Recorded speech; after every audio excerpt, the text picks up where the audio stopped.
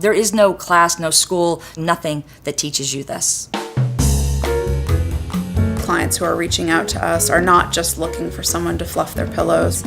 We can't just put a sofa anywhere. We can't just put chairs anywhere. We have to really think about how to piece together all of the other little elements that make that space come together.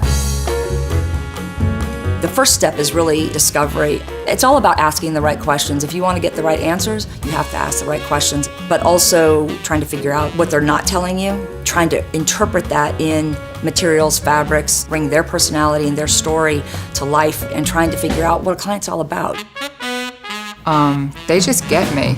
I've sat on airplanes next to strangers and pulled up pictures of my rooms and have told them, look what a designer can do for you. It's the color palette, it's the accessories, it's the tone and the lighting. They get to really know who you are as an individual, take your ideas, and then multiply that by 100. I would not buy another home without Cheryl and the entire team helping me with the space.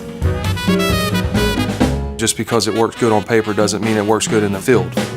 They tend to be more involved than other home designers or architects, engineers. You can't ask for better. So many people will come back to us time after time. I think that says something in today's society, in today's business world. It's all a process, right? We're all getting to the same place. When people say that, you're like, whatever. But it's true, and it's true in interior design too. It is about the journey, not just about the end product.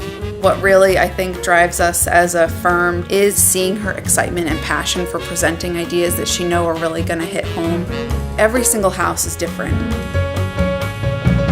We don't pretend to be anything that we're not. We gravitate towards people that are real. We've been very fortunate to work with a lot of major brands as a partner in design projects. I travel a lot. I see so many really interesting innovation in design. There's so many cool things that are being done that keeps me going.